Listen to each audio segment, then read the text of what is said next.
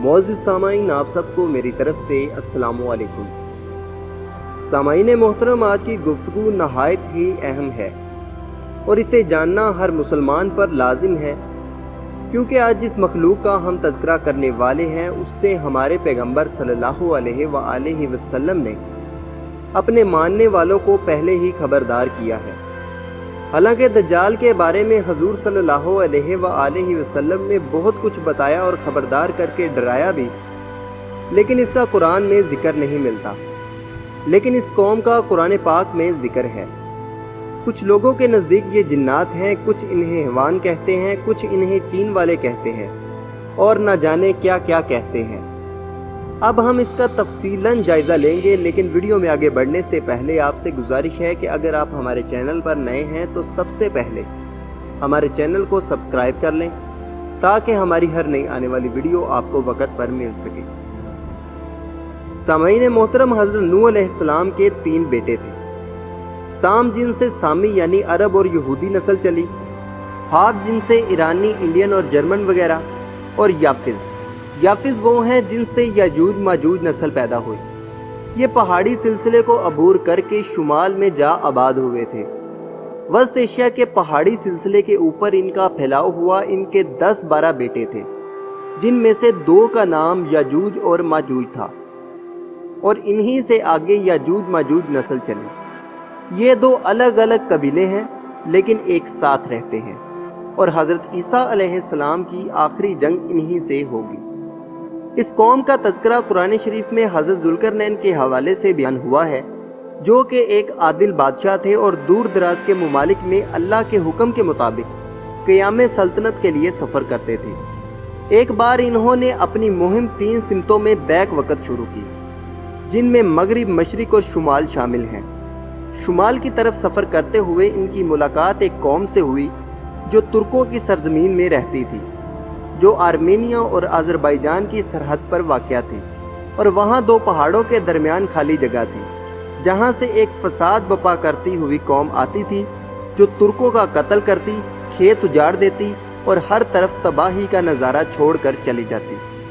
जब इस वादी के लोगों ने ज़ुल्करनैन के पास कुव्वत देखी, तो इन्होंने इन्हें याजूज माजूज के बारे में बताया कि वो बड़े पहाड़ों के पीछे से आकर यहाँ फसाद फैलाते हैं। उस कौम ने हज़रत ज़ुल्करनैन से गुजारिश की कि आप किसी तरह हमारा पीछा इस कौम से छुड़ा दें और इसके इवज़ कुछ माल ले लें। तो हज़रत ज़ुल्करनैन ने कहा कि मेरे पास अल्लाह का दिया हुआ सब कुछ है, मुझे इसकी ज़रूरत नहीं।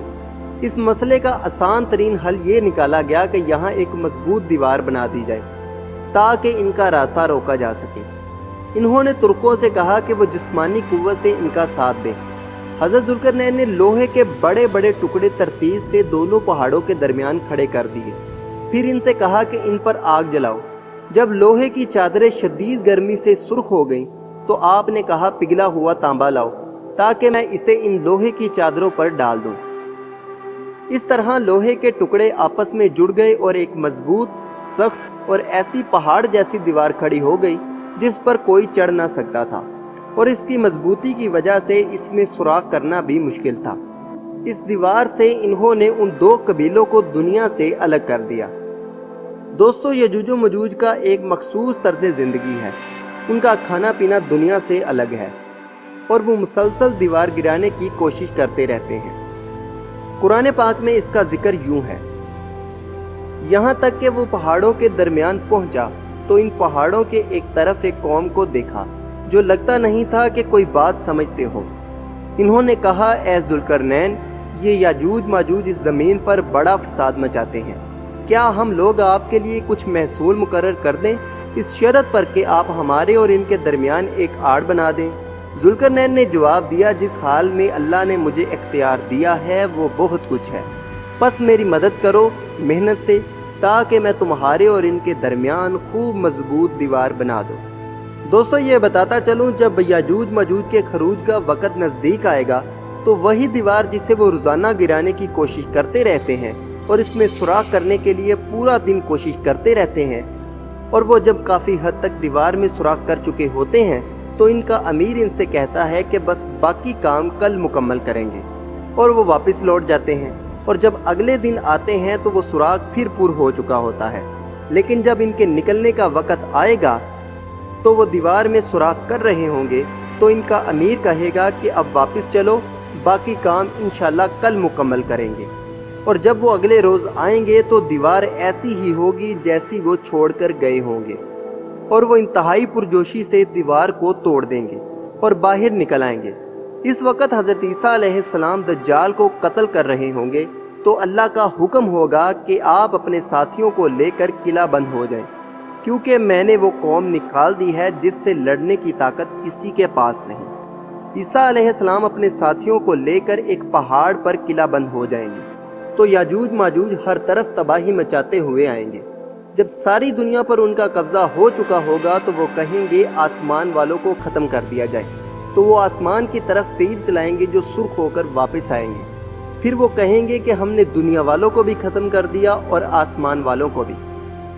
پھر بھوک پیاس کے مارے حضرت عیسیٰ علیہ السلام اپنے ساتھیوں سمیت اللہ تعالیٰ سے دعا کریں گے کہ وہ ان کی مدد کریں، تو اللہ تعالیٰ ان کی دعا کو قبول کریں گے اور نقفہ نام کا ایک کیڑا یاجوج اور ماجوج کی طرف بھیجیں گے، جو کہ عموماً اونٹوں اور بکریوں کی گردنوں میں پیدا ہوتا ہے اور انہیں ہلاک کر دیتا ہے۔ یاجوج ماجوج ایک دم مر جائیں گے۔ جب حضرت عیسیٰ علیہ السلام نیچے آئیں گے تو زمین پر کوئی ایسا ٹکڑا نہ بچا ہوگا جو یاجوج ماجوج کی لاشوں اور چربی کی بدبو سے جہنم جیسا ماحول پیدا نہ کرتا ہو۔ پھر اللہ سے حضرت عیسیٰ علیہ السلام دعا کریں گے تو اللہ تعالیٰ ایسی بارش برسائیں گے جو سب کچھ بہا کر لے جائے گی، اور زمین کو حکم دیں گے کہ وہ پھل اور اناج اگائے، جس کے بعد ہر طرف خوشحالی ہوگی۔ لیکن اس سے پہلے اللہ ایسے پرندے بھیجے گا جو 2 کہانوں والے اونٹوں کی گردنوں کی طرح کے ہوں گے۔ وہ یاجوج ماجوج کی لاشوں کو اٹھا کر جہاں اللہ کی مرضی ہوگی وہاں پھینک دیں گے۔ دوستو، اب احادیث مبارکہ ملاحظہ فرمائیں۔ حضرت حذیفہ رضی اللہ تعالی عنہ سے روایت ہے کہ ہم باہم گفتگو کر رہے تھے کہ رسول اللہ صلی اللہ علیہ وآلہ وسلم ہمارے پاس آئے اور پوچھا کہ کیا گفتگو ہو رہی ہے۔ انہوں نے فرمایا کہ ہم قیامت کا ذکر کر رہے ہیں۔ آپ نے فرمایا کہ قیامت اس وقت تک نہ آئے گی جب تک تم 10 نشانیاں نہ دیکھ لو۔ پھر آپ صلی اللہ علیہ وآلہ وسلم نے کیا دھوئیں کا، دجال کا، جانور کا، مغرب سے طلوع آفتاب کا، عیسیٰ کے نزول کا، یاجوج ماجوج کے خروج کا، مشرق مغرب اور جزیرہ عرب سے 3 زلزلوں کا، آخر میں اس آگ کا جو یمن سے نکل کر لوگوں کو ہانک کر محشر کے میدان تک لے جائے گی ذکر۔ ایک اور حدیث مبارکہ حضرت ابو سعید رضی اللہ تعالی عنہ سے روایت ہے کہ رسول اللہ صلی اللہ علیہ وآلہ وسلم نے فرمایا جب یاجوج ماجوج کا اخراج ہوگا تو لوگ ان سے بھاگ کر اپنے شہروں اور قلعوں کی راہ لیں گے، اور وہ اپنے ساتھ اپنے مویشی بھی لے جائیں گے۔